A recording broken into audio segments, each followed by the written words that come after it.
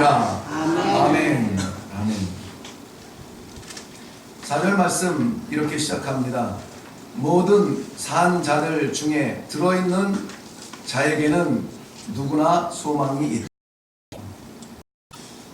원래 이 본문에서 제목을 잡으려고 떠올렸던 것은 산개와 죽은 사자였습니다. 그런데 너무 표현이 적극적이고 좀 극단적인 듯하여서 좀 그 앞에 있는 것 포함하고 있는 것으로 제목을 삼았는데요. 산자들 중에 거하라, 산자들 가운데 있으라 하는 권고의 말씀으로 오늘 이 말씀을 함께 묵상하고 우리 삶의 방향을 다시 하기를 원합니다. 아시는 대로 오늘 말씀은 삶과 죽음의 이야기입니다. 삶에 대해서야 뭐 100번이고 1000번이고 우리가 나누어도 반갑고 또 즐거운 이야기지만 죽음에 관해서 이야기하는 것은 쉬운 일이 아닙니다. 그런데 삶과 죽음은 떼어놓을 수 없는 마치 손바닥과 등과 같이 살아있다면 죽어야 될 것이 이 세상의 질서인 것입니다. 계시록 3장 1절 말씀에는 살아있는데 살아있다라는 말을 듣지 못하는 그러한 안타까운 말씀이 기록되어져 있습니다. 사대교회에게 하시는 말씀인데요. 사대교회의 사자에게 편지하라. 하나님의 7 영과 7 별을 가지신 이가 이르시되 내가 내 행위를 아노니 내가 살았다 하는 이름은 가졌으나 죽은 자로다. 살았다 하는 이름은 가졌으나 죽은 자로다. 깜짝 놀랄 일 아니에요. 지금 이것을 누구에게 하냐면은 사대교회에게 하는 말씀이에요. 사대교회, 살았다 하는 이름, 그 이름이 어떤 이름입니까? 그리스도께서 보혈을 흘려서 죽음 가운데 처해 있는 영혼들을 살려주신 그 살아있는 이름이에요. 더군다나 이 사대교회의 사대라는 말은 구별된 사람이라는 뜻이에요. 구별된 사람, 건진바된 사람, 떼어놓은 사람들.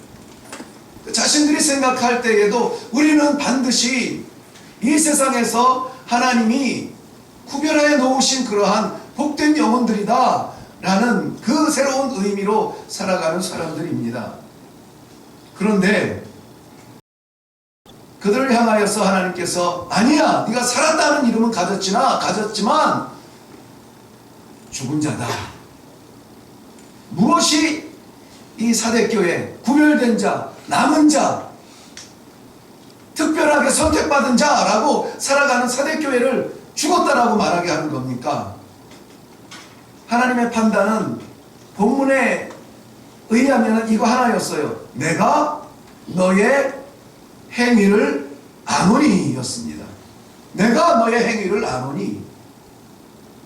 너 행위를 보니까 살았다고 펄쩍펄쩍 뛰는 것 같으나 그러나 죽은 거다. 디모데전서 5장 6절 말씀은 더욱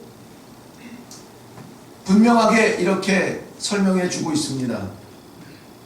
향락을 좋아하는 자는 살았으나 죽었느니라.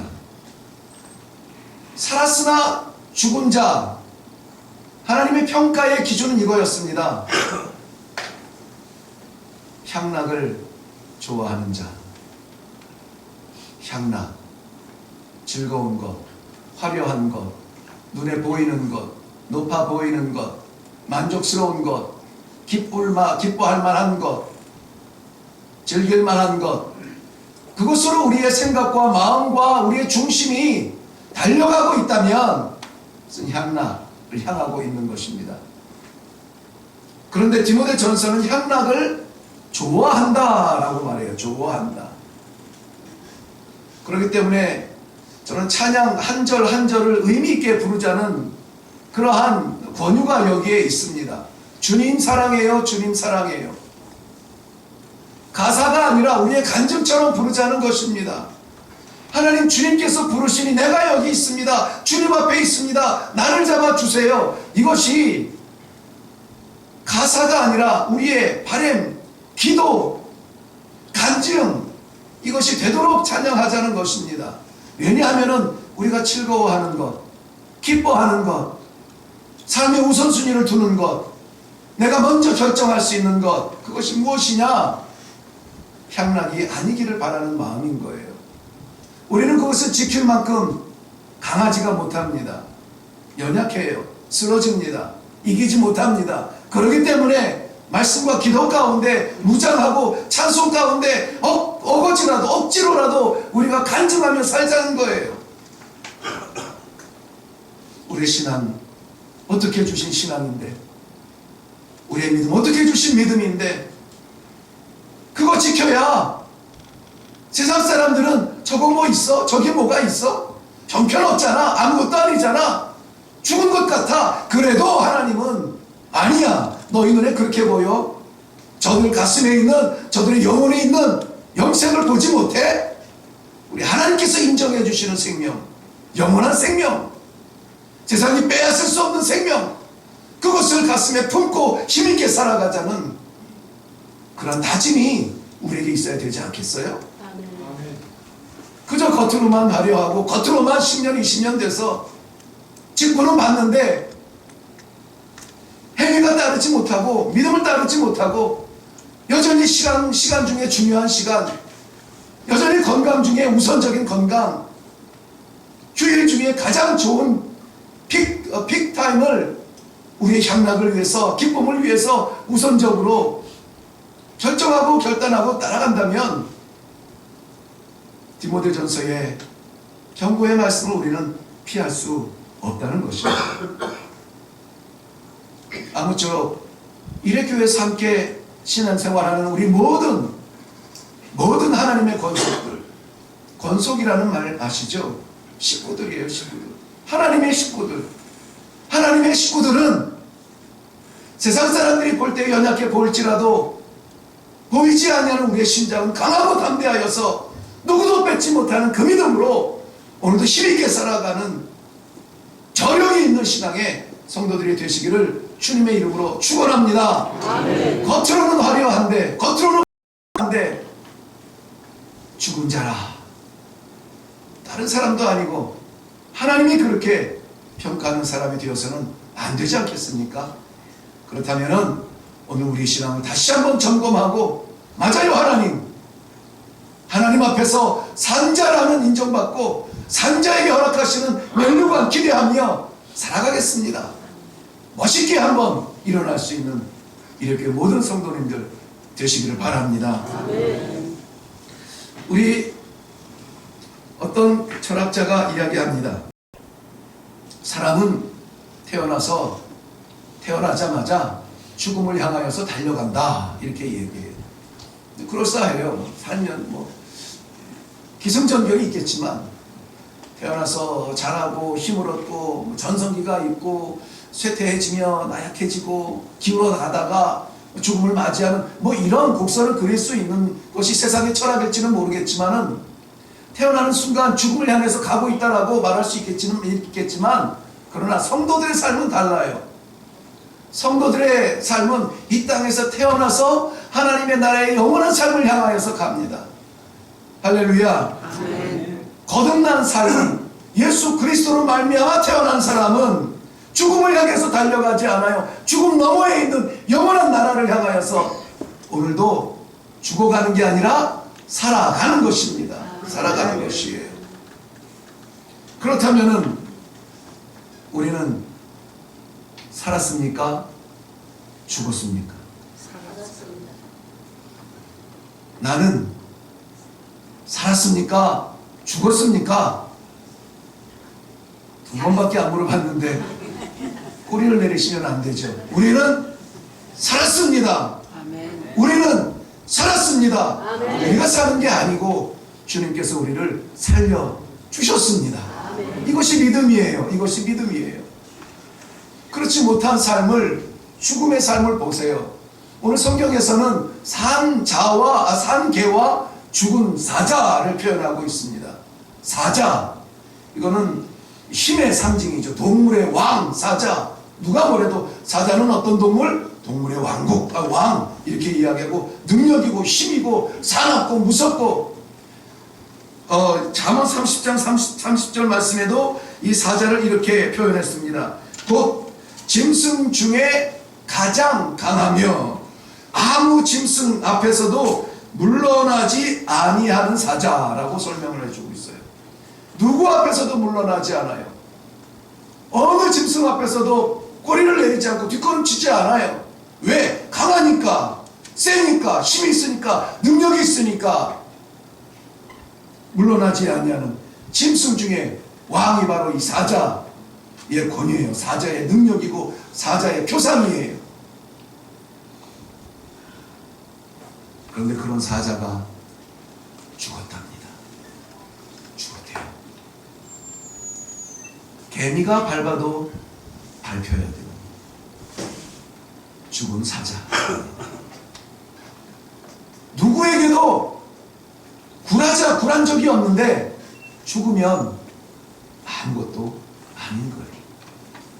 세상에 겁나는 게 없는데 죽으면 아무것도 아니라는 겁니다. 이러한 사자가 살았을 때에야 호령하며 어떻게 울죠? 사자가 어흥하고 우나요? 어흥하고 한번 그 목청을 들이면은 계곡마다 울림이 되어서 천지가 진동하는 울음소리로 동물들이 눈을 번쩍번쩍 뜨고 먹다가 말고 고개를 쳐들고 근처에 있는 거 아니야? 이쪽으로 오는 거 아니야? 겁을 낼 만큼 그런 강력한 사자도 죽으면 가치가 없다는 거예요. 죽으면 가치가 없어요. 많은 것으로 우리를 세울 수가 있습니다. 많은 것으로 우리를 표현할 수가 있습니다. 그런데 죽으면 아무것도 아니라는 것이죠. 영웅처럼 받들렸던 사람들, 대단한 일을 하며 인정받던 사람들, 그런 사람들의 죽음을 우리 잘 보지 않아요? 누워있는 걸 보니 아무것도 남지 않더라고요. 행동하지 않는 신앙은 죽은 사자와 같답니다. 행동하지 않는 신앙. 이름은 가졌지만 생명이 없는 신앙이랍니다. 믿죠? 나 믿습니다. 믿어요. 행동하지 않으면 죽은 믿음이래요. 교회는 죽은 사자들 박제해서 모아놓은 박물관이 아닙니다. 호흡하는 생명, 행동하는 신앙, 그러한 믿음으로 세상 움직이고 하나님의 나라의 길을 걷는 군대로서의 장막, 그것이 교회여야만 됩니다. 숨어 다니는 곳이 교회가 아니에요. 피해 다니는 곳이 교회가 아니에요. 기죽어서 눈치 보면서 다니는 데가 교회가 아니에요. 누가 볼까? 성경책 들지 못하고 다니는 곳이 교회가 아니에요. 교회는 생명이 있는 곳입니다. 이 생명은 세상이 줄 수 없는 생명이에요. 주님께서 물과 피를 쏟으셔서 우리에게 거저주신 영원한 생명이에요. 이 생명을 가지고 왜 박제처럼 붙어 있어야 합니까? 우리가 섬기는 이레재단에 하나님의 생명이 있는 줄로 믿습니다. 이 생명으로 찬양하고, 이 생명으로 노래하고, 이 생명으로 기도하고, 이 생명으로 신앙생활을 하는 우리의 혈관에 피가 흐르듯 우리의 신앙에 생명이 흐르는 살아있는 성도들의 삶이 되시기를 주님의 이름으로 축원합니다. 우리 찬양하잖아요. 이 세상에 근심된 일이 많고 참 평안을 몰랐구나. 내 주 예수 날 오라 부르시니 이 세상에 뭐가 많대요? 근심이 많대요. 걱정이 많대요. 죽을 일이 쌓였다는 거예요. 죽을 일이. 그런데 누가 부르면, 예수님이 부르시면 됐다 하고 일어날 수 있는 것이 성도의 삶입니다. 예수님이 부르시면 아멘 하고 일어나는 것이 성도의 결단이에요. 찬양은 이렇게 연결이 됩니다. 곧 평안이 쉬리로다. 곧 평안이 쉬리로다. 우리 교회에 대해서 오해하시는 분들이 조금 있는 것 같은데요. 아니, 오해가 조금 있는 것 같은데요. 교회는 어떤 곳이냐? 교회 가면 교회는 평안한 곳이다. 교회는 쉬는 곳이다. 일주일 동안 그야말로 전쟁터 같은 싸움을 다 싸우고 교회 와서 좀 편안하게 이렇게 위로받고 쉬고 연락하고, 맞아요. 그런 평안과 그런 쉼과 그런 위로가 교회가 해야 될 일입니다.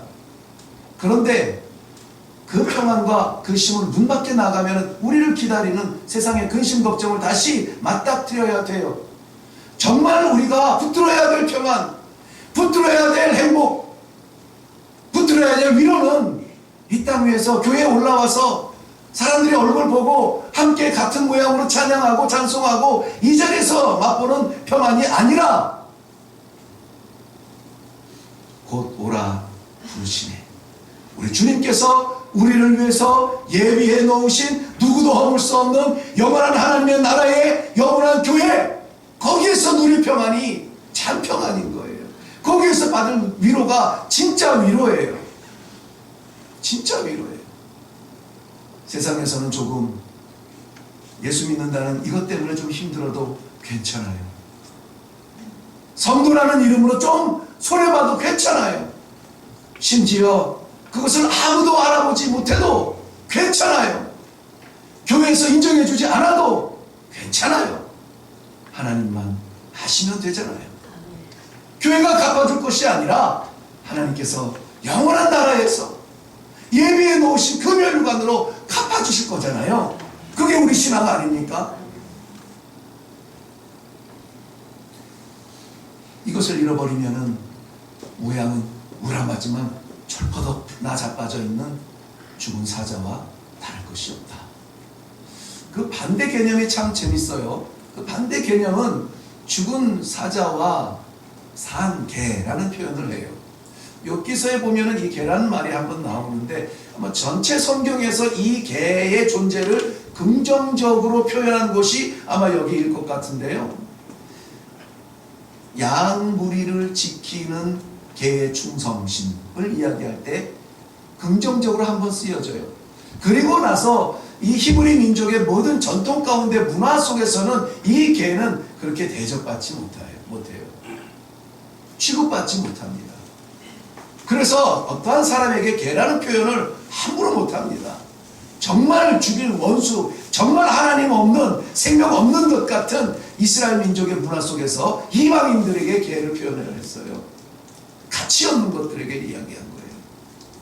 그런데 오늘 이 사자와 견주어서 비교한 것이 누구냐면 바로 이 개예요. 그런데 이 사자는 죽었고 이 개는 살았다는 거예요. 살아있다는 거예요.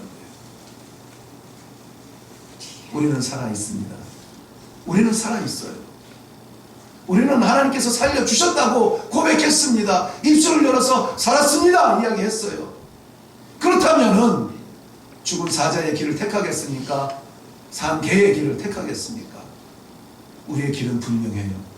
개처럼 취급받지 못해도, 개처럼 가진 것이 없고 연약할지라도 살아있는 것이 하나님께서 주시는 선물이에요. 오늘 하루의 이 호흡은 우리에게 주신 선물이에요. 눈 떠보니까 살아있는 것이 아니에요. 이것은 하나님의 선물입니다. 하나님께서 저희들에게 이 귀한 기회를 주셨습니다. 그렇기 때문에 오늘도 우리는 이 소망으로 인하여서 찬송하고 또 찬송하는 겁니다. 오늘 우리의 모습은 거울을 들여다봐도 부끄럽고 연약하고 쓰임받은 구석이 없지만 그래도 살아있으면 소망이 있어요. 회복될 수가 있어요. 오늘 약해도 내일 강해질 수가 있어요. 오늘 병들어도 내일 건강해질 수가 있어요. 오늘 실패해도 내일 성공할 수가 있어요. 오늘 고난 중에 허덕일지라도 내일 성공 가운데 영광을 올릴 수가 있다는 것입니다. 마태복음 8장 말씀에 보면은 제자들과 함께 바다를 건너는 예수님의 모습이 보여요. 반대로 말하죠. 예수님과 함께 바다를 건너는 제자들의 모습이 보입니다. 그런데 예수님과 함께 동행하는 그 배에도 풍랑이 일어나니까 어찌할 수가 없어요. 요동을 칩니다. 요동을 쳐요. 예수님의 제자들의 많은 사람들이, 많은 부분들이 그 갈릴리 지역에서 살고 있던 어부들이었고 그 지역의 사람들이 많습니다. 그렇기 때문에 배는 어떨 때는 어떻게 해야 되고 날씨는 어떨 때는 어디까지가 위험하고 잘 알아요. 한번 해볼 법 했나 봐요. 견딜만 했나 봐요. 싸워볼만 했나 봐요. 그런데 풍랑이 더 잦아지지 않고 오히려 휘몰아칠 때에 두려움에 떨었습니다. 배가 넘어갈 것 같아요. 견딜 수 없을 것 같아요. 끝장난 것 같아요. 제자들이 그 배에서 뛰어내리지 않았습니다. 마지막 순간에 제자들이 한 것은 뭐였습니까? 주여! 주여! 주여! 주님을 찾은 거예요. 주님을 부른 거예요. 죽겠는데 주여! 우리를 살펴 주시옵소서. 주여! 우리를 봐주세요. 우리가 죽게 되었나이다. 죽게 되었나이다. 주님을 부르는 그 마지막 순간의 외침이 주님으로 하여금 바라보게 했습니다. 포기하면 안 돼요. 내려놓으면 안 돼요. 끝장났다고 주저앉으면 안 돼요. 지금은 좀 요즘은 뉴스가 그래도 많이 나오지는 않습니다. 물론 안타까운 뉴스는 많아요. 생명, 경시, 풍조. 우리 대한민국의 아픈 상처 가운데 하나가 이 생명, 경시, 풍조라고 그렇게 단언하고 있는데 아니라고 말하기가 어려워요. 보험금, 돈 몇 푼 때문에 자식이 부모가 말 안 듣는다고 자식을, 아내가 남편이 아내를, 뭐 이런 가정에서 일어나는 이런 끔찍한 일들, 요즘은 좀 덜하지만은 제가 언젠가 안식년 때문에 한국에 왔는데 한국이 왜 이렇게 됐나 싶을 정도로 그 해에 아마 유난히 그런 뉴스가 많았는데 우리 자녀들이요. 자기 스스로를 죽이는 그 잘못된 결단을 하는 그런 뉴스가 뭐 쉴 새 없이 올라왔어요. 성적이 떨어져서 친구한테 뭐 왕따 당해서 부모님한테 오락 많이 한다고 부모님이 혼내서 자기 자신을 그렇게 죽여요.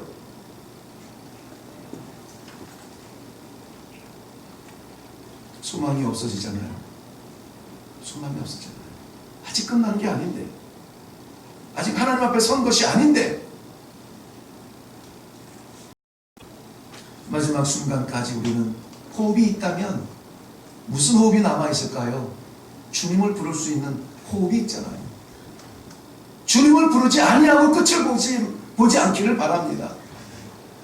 주님을 찾지 않고 막판에 죽음을 맞이하지 않기를 바랍니다. 마지막 호흡으로 주님을 부를 수 있기를 바라요. 주여 나를 봐주세요. 나를 돌봐주세요. 주님과 함께 걷는다면 좁은 길도 천국 길이고, 주님과 함께 걷는다면 미미한 생명일지라도 영광의 생명이잖아요.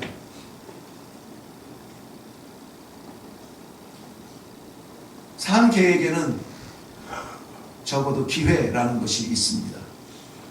기회가 있기 때문에 죽은 사자보다는 낫다라고 말하는 것입니다. 오늘 5절 말씀에 보면은 어떤 기회인가 한번 같이 보겠습니다. 5절 말씀. 산 자들은 죽을 줄을 알되 죽은 자들은 아무것도 모르며, 산 자들은 죽을 줄을 안다는 거예요. 근데 죽은 자들은 이미 그런 기회가 없어요. 산 자로서 할 수 있는 가장 좋은 준비는 죽을 준비예요. 오래전에도 말씀을 드렸듯이 웰빙 시대에도 우리가 웰다잉을 외쳐야만 했던 성도들의 책임이 여기에 있는데요. 하나님께서는 웰빙 잘 살고 웰다잉을 준비해야 되지 않겠느냐는 것이죠. 왜? 죽음 뒤에 그것이 끝이 아니라 하나님을 만나야 되는 순간이 또 오잖아요. 히브리서 9장 27절 말씀에는 한 번 죽는 것은 사람에게 정하신 것이요 그 후에는 심판이 있으리니 그랬습니다. 그렇다면 삶과 죽음이 손의 바닥과 등처럼 같이 가는 것이라면은 삶은 죽음에서 끝나는 것이 아니라 이 같이 가는 동행은 어디에서 끝납니까? 하나님의 심판대 앞에서 끝나요. 믿음의 사람은 영생으로, 믿음이 없는 사람은 영원한 죽음으로. 웰빙은 그 심판을 준비하는 사람이 진짜 웰빙을 사는 사람이에요. 잘 차려놓고 사는 것이 웰빙이 아니라, 좋은 곳에 다니는 것이 웰빙이 아니라, 하나님 앞에 섰을 때에 인정받을 수 있는 신앙을 지키는 것이, 그것이 웰빙이요 그것이 웰다잉이라는 것입니다. 우리 살아있을 때에 이 심판을 잘 준비할 수 있는 성도님들 되기를 바랍니다. 이것이 우리에게 주어진 오늘의 사명입니다. 우리는 그저 한 목숨 유지하면서, 아까도 말씀드린 것처럼 삶은 호흡이 아니라 행동하는 것이다. 삶은 존재하는 것이 아니라 움직이는 것이다. 행하는 것이다. 산자에게는 행동하는 사명이 있습니다. 오늘 8절 말씀에 보면은 그 사명을 이렇게 명령하고 있습니다. 내 의복을 항상 희게 하며 내 머리에 향 기름을 그치지 아니하도록 할지니라. 내 의복을 항상 희게 하라. 항상 희게 하라. 항상이라는 말을 굳이 다시 설명하지 않아도 우리는 잘 알 겁니다. 지금 이 순간도 항상에 속해 있어요. 이 예배를 마치고 나아가는 저 공간에도 저것도 항상 가운데 속해 있어요. 교회 안에서의 삶도 항상이고 가정에서의 삶도 항상이에요. 우리의 모든 삶의 순간이 항상에 들어가 있어요. 그렇다면 그 항상 뭘 해야 된대요? 우리의 의복을 희게 하라. 희게 하라. 의복을 희게 하라. 바꿔야 돼요. 바꾸라는 것이죠. 바꾸라고. 창세기 35장 말씀에는 전쟁과 죽음의 두려움에 떨고 있던 야곱에게 하나님께서 살 길을 열어주시는데 베델로 올라가라. 베델로의 초청장을 받습니다. 그리고는 야곱은 결단합니다. 우리가 베델로 올라가자. 하나님 만나야 살겠다. 그런데 전제 조건이 뭐예요? 의복을 바꿔라. 의복을 바꿔라. 이전에 세겜성에서 살고 있었던 그 삶의 모든 생각과 모든 모습들, 삶의 모든 방편들을 다 바꾸어서 하나님 중심으로 바꾸라고. 사람 보기 위해서 살았다면 하나님 보기 위해서 살아라. 사람 앞에서 살았다면 하나님 앞에서 살아라. 의복을 바꾸라. 행동을 바꾸라. 생각을 바꾸라. 우선순위가 뭐냐? 우선순위가 뭐냐? 급하면 달려갔던 곳이 어디냐? 아쉬울 때 찾았던 것이 무엇이냐? 입으로만 주여 주여 외치는 것이 아니라 하나님의 나라의 진정한 예수 그리스도의 형제 자매는 하나님의 뜻대로 행하는 자, 행동을 기대하고 있어요. 행동을 요구하고 있어요. 인정하면서 마음속에 쌓이는 지식의 세계가 아니라 일어나서 행동하는 믿음을 하나님께서는 기대하시며 우리에게 사명을 주시는 거예요. 계시록 7장에 하나님의 보좌 앞에, 천국의 보좌 앞에 두 팔 벌려 찬양하는 수많은 백성들 12만 4천 명 외에도 각 방언에서 셀 수 없는 영혼들이 일어나서 찬양을 하는데 색깔은 달라요. 까만 사람도 있고 하얀 사람도 있고 누런 사람도 있고 방언도 다 달라요. 한국말도 있고 일본말도 있고 아프리카 말도 있고. 저들에게 공통점이 있었어요. 공통점이 있었어요. 우리도 그 공통점만 찾으면, 갖추면 그 자리에 설 수 있는데 공통점이 뭔지 아세요? 저들이 다 흰옷을 입었다는 거예요. 흰옷을 입었다는 거예요. 물어봅니다. 야, 저 많은 사람들이 도대체 어디서 올라오는 누구냐? 그랬더니 대답을 하시는 게, 저들은 다 환난 가운데서 올라오는 사람들인데, 어디에서 올라와요? 환난 가운데서 올라오는 사람들인데 어린 양의 피로써 희게 된 사람들입니다. 어린 양의 피로써 저들의 의복을 다 하얗게 된 사람들이라는 것이에요. 우리 너무나 잘 아는 말씀입니다. 이해하는 말씀이에요. 다 예수 믿어요. 믿죠? 예수님의 이름으로 기도도 하는데요. 그런데 예수님을 믿는다 주여 주여 하는 사람들이 옷을 희게 하는 사람들이 아니라 어떤 사람의 의복을 희게 하냐고요? 환난 가운데 올라오는 사람들이. 어떤 신학자는 이것을 순교자들이라고 해석을 하기도 합니다. 거기까지 우리가 가지 못한다 할지라도 순교적 신앙은 가져야 될 줄로 알아요. 순교적 신앙. 내 것 내려놓고 하나님 것 드러낼 수 있는 그러한 순교적 신앙. 나는 욕먹어도 하나님은 칭찬드리고 하나님은 찬송받는 그러한 신앙. 나는 무너져도 하나님의 나라는 세워지는 그러한 신앙. 내 육신은 깨져도 복음은 세우는 그러한 순교적 신앙. 그러한 신앙이 주님의 보혈에 힘입어 하얀 옷을 입고 그 자리에서 찬양할 수 있다는 겁니다. 너무나 초반부에 많이 이야기했기 때문에 더 설명하지는 않겠습니다만 나는 우리 일의 교회가 구경꾼 없는 교회가 되기를 기도하고 또 그렇게 가기를 붙들고 있습니다. 우리 모두는 다 연약해요. 시간도 없고요. 건강도 없고요. 재물도 없고요. 어쩌면 세상 사람들이 봤을 때 아이고 오죽하면 교회 가겠어? 얘기할 만큼 개와 같은 존재일지 몰라요. 그런데 오늘 우리에게 산개라고 말씀, 산자 중에 있는 너희에게 이야기한다라고 말씀하시니 우리가 살았다면 오늘 이 사명을 붙들고 나아갈 수 있기를 바랍니다. 이사야서 1장 18절 말씀에 여호와께서 말씀하십니다. 오라 우리가 서로 변론하자. 너희 죄가 주홍 같을지라도 눈과 같이 희어질 것이요 진홍같이 붉을지라도 양털같이 희게 되리라. 우리의 부족함을 덮으시는 예수의 보혈을 믿으신다면 하나님 앞에 나아가서 기도하고 하나님 앞에 나아가서 말씀 듣고 나아가서 찬송하는 이 신앙의 세계에 충성으로 최선을 다하는 복된 성도님들 되시기를 주님의 이름으로 축원합니다. 기도하겠습니다.